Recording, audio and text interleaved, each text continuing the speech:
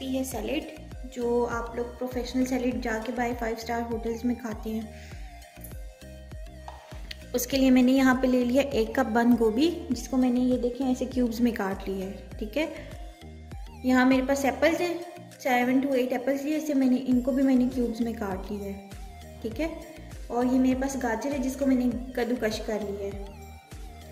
ये मैंने तकरीबन 2 से 3 गाजरें ली थी, बड़े साइज़ की थी। ठीक है, उन्हें मैंने कद्दूकश कर लिया है।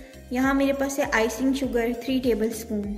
आइसिंग शुगर है ये, ग्रेनुलेटेड या कास्टर शुगर नहीं है, घर की पिसी हुई चीनी नहीं है, ये आइसिंग शुगर है। ठीक है, 2 लेमन और 1 पिंच जो है ये मेरे पास ब्लैक पेपर है, और ये मेरे पास है फ्रूट कॉकटेल छोटा वाला।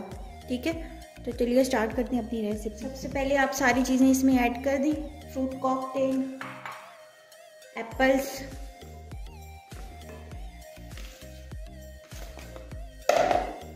बंद गोभी। बाउल मुझे थोड़ा छोटा लग रहा है, मैं बाउल चेंज करती हूँ। इसमें हम ऐड करेंगे 1 पैकेट क्रीम,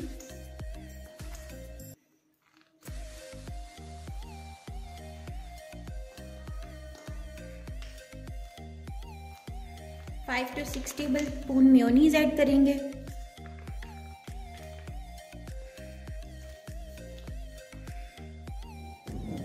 लेमन जूस हम निकाल लेते हैं, प्लस इसमें हम ये आइसिंग शुगर और ये काली मिर्च जो पीसी हुई थी वो ऐड कर देते हैं,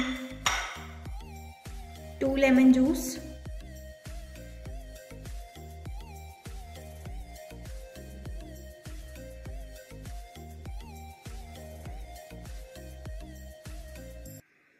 अब इन सबको हम अच्छे से मिक्स कर लेंगे।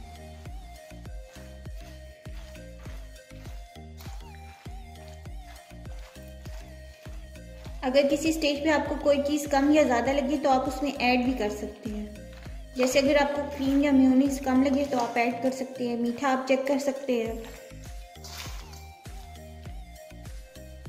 सैलेड की मिक्सिंग हमने बहुत अच्छे से कर लिया, अब हम इसको डिश आउट कर लेते हैं।